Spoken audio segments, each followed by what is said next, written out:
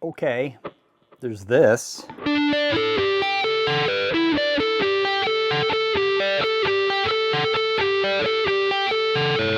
And then there's this.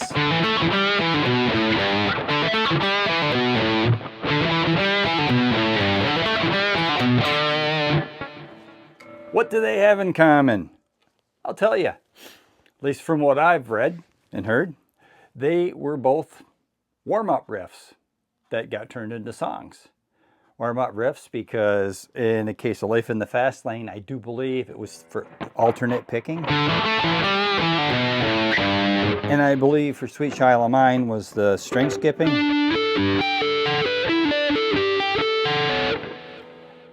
Not sure, but I'm thinking. So, question for today. How did you learn guitar? I know a lot of people don't watch this, but a lot of the people that do watch this are probably middle-aged or older. So some of us people that go way back, there was no internet, there was no tab, there was fake books, and there was dropping the needle on the old record player there, dropping the needle on the vinyl over and over and over again. Learned a lot of things wrong. Then the internet and tab came along, and tab was really great because you could get the music, and if you got it out of a guitar magazine, you were pretty good because somebody that knew what they were doing tabbed it out. But when the internet opened it up, there was just lots of... Basically, at first, the rule was it's all wrong. Then things started getting a little more right.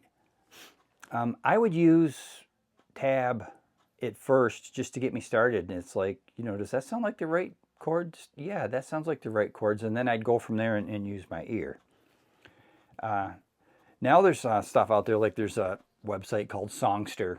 You can sign up, but it'll give you like a freebie version, and they're pretty accurate. Now, this particular guitar I found has been very polarizing. People hate this frickin' headstock, okay? I got it because there's like this one weird guitar that was made by this guy, Aldo Nova. He didn't make it. He had it made by Gibson. And I happened to be, young back in the early 80s when the song was a hit. And it's like, I thought it was cool. And pretty much everybody hates it. Rest assured, every other LP style guitar I have, and I'm just going to say every other Les Paul I have because they're all Epiphones and Gibsons besides this one, they've all got the 3 on the side headstock. Just rest easy. So there is another way you can learn songs besides tab and besides just listening. And thanks to the internet, that is watching. You can watch. You can see videos of the artists playing live. You can get clues as to what position they're using on the neck, where they are on the fingerboard for the parts. So this is case in point and why I have the hated guitar out. So when I did the review on this, Aldo Nova had a big hit song called Fantasy.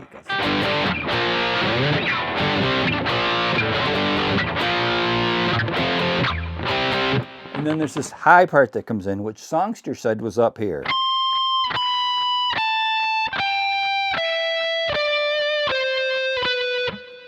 I watched Aldo Nova play it. He did, how a lot of artists during COVID were doing the thing where they'd be playing from home along with backing tracks. Well, he was in the midst of jump-starting his career back up. Nice wig, Aldo, by the way. Why do they do that? Why do these guys just put a wig on? It's like, you get old, you lose your hair, it's fine. You don't need to wear a wig. Anyways, so it showed that up there, and he wasn't playing up there. He was playing right around where the rhythm was.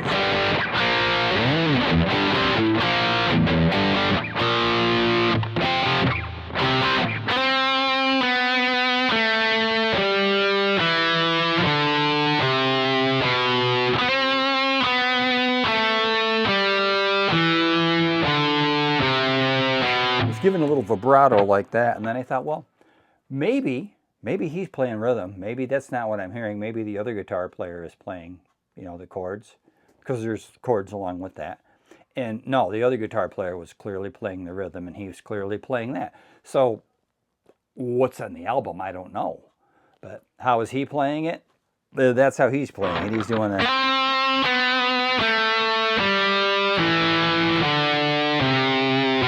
Same notes, just 2 octaves lower than Songster.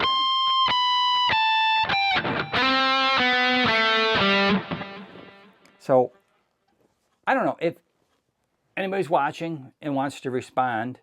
How did you learn? How do you currently learn? Did you learn with your ear, dropping the needle? Did you learn with tabs? Do you learn watching videos? Do you do all of the above, which, by the way, is how I do it. And oh, it is so much easier now. Kids nowadays do not know how You know how many songs I learned to play wrong? I was playing with a group of gentlemen that are a little bit older than me. They call their group the Elderly Brothers. And for various reasons, I haven't been playing with them, mostly on me. Musical differences. Well, songs that were heavy and hard rocking from like the 70s and, you know, maybe the 80s and stuff, they're like, oh, well, I'm old. We don't play that. And I'm thinking, you were probably like in your 20s when that song came out. But anyways, so that's one thing. The other, I shouldn't. But anyways, I'm not a people person. Okay, I like working with small groups, and when we would get together for our jams, practices, whatever you want to call them, for the Elderly Brothers, there'd be 12, 15 musicians playing. What a cluster. Anyways, I just decided mentally they are older than their age, and I am much younger. So that 8 and 9 year gap we had, it was more like a 20 or 30 year gap for music-wise. I'm happy doing this. Anyways, how did I get off on that tangent? I got off on that tangent because they play a lot of songs wrong, and that's how they learned them, and they've been playing them that way their whole life. Why did I learn them right? Because of the internet. Internet lessons, didn't mention that. There's people that give lessons online. You can watch the artist playing it. You can look at the tab. And what I like to do, and what I would recommend is the best way to do this, is to put them all together. Use your ears. Look up some tabs to cheat a little bit. Maybe you get a head start. But you still need to use your ears to tell if they're right. Am I not right on that? Yeah, I am. And get some videos and watch how the artist's playing it. And if you're really stumped, find a YouTuber that's given a lesson on how to play it, because, you know, that helps too. Anyways, that's my thoughts on that.